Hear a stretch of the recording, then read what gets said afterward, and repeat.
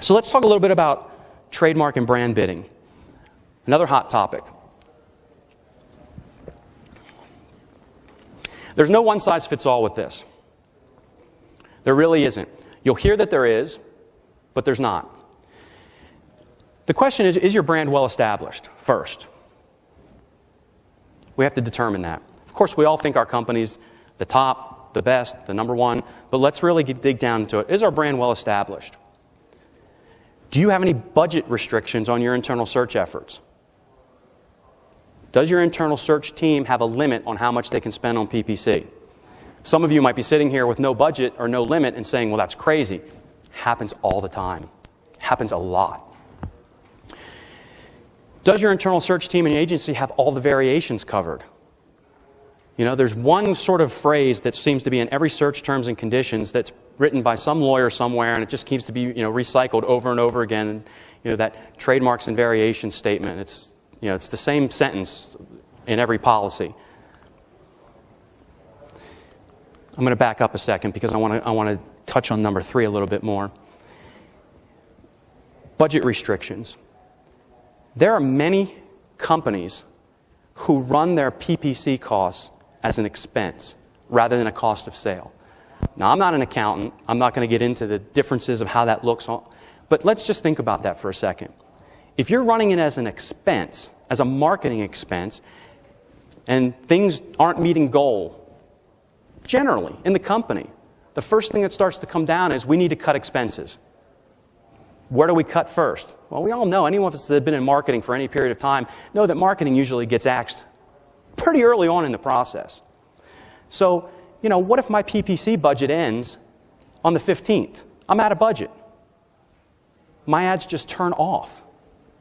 And I know some of you are probably saying, that's crazy, Tony. That can't possibly happen. It does. It happens more than you think. So that needs to be a focus and a consideration. What do we do with that? How do we deal with it?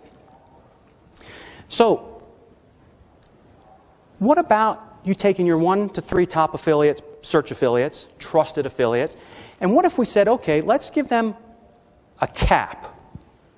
Here's our trademark terms. Here's the terms that we think are solid. They're our terms. We own them. We cover them. And we know we're bidding X on them. Let's say that X is $1. Well, the affiliate gets paid a certain percentage. You know what it is. The affiliate knows what it is. I know what my costs are on my search side.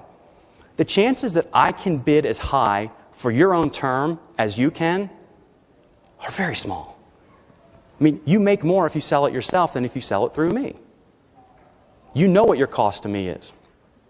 So what if I say, I'm at $1 on my brand terms. Mr. Affiliate, I trust you. You've been with us for years. You can bid on my brand terms, but you can only bid 40 cents, 50 cents, 60 cents, whatever it is, somewhere below me. We know right away, based on the example earlier, that they're not going to show up in place of us. We also know that they're not going to increase our costs. So you say, okay, well, what good does that do then? If they're never going to show, why even have it there? Well, a couple of things, and it's counterintuitive, but I don't have to put negatives in for your search terms. Sometimes putting negatives in can be a little tricky. This way I don't have to do it, because all the terms are there, they're just capped at a certain amount. The second thing is, what if my budget goes to zero? What if my ads get turned off? What if something happens and my Google AdWords isn't functioning anymore? The credit card that we have on file with Google is maxed. Something along those lines. Weird, strange things that could happen. Who shows up when you're not there? Does the competitor that was in the 2 spot take number 1? Or do we backfill it with an affiliate who we trust, who is following our brand guidelines, and who is generating sales at a fixed cost per acquisition for us? We know what that fixed cost per acquisition is. So then we come back around, because I know everyone's thinking it, yeah, Tony, we have quality score, we have click-through rate, we have all those sorts of things. And yes, I understand that if you're showing up above us because you have a better click-through rate, I probably need to rework my ad copy, but it could happen. You're right. And if I stood here and said it wouldn't happen, then you'd know I was just full of it, because it could happen. The question is, what do you do when it happens? And the answer is, if you're dealing with a trusted partner, if you're dealing with somebody that you can IM, pick up the phone, email, and you get a response, and it doesn't go into the black hole oblivion of email, you set up these keyword removal agreements.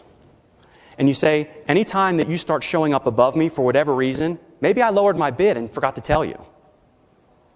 You contact those person. It's not 10 people. It's not 100 people. It's not 50 affiliates. It's 1 or 2 people. You get on the phone, you send them an IM, you send them an email and say, listen, on this keyword, you're now showing above me. Great. Sorry. I'll go and change those bids right away. Anyone that's responsive and anyone that you would want as a trusted partner would make that change within an hour.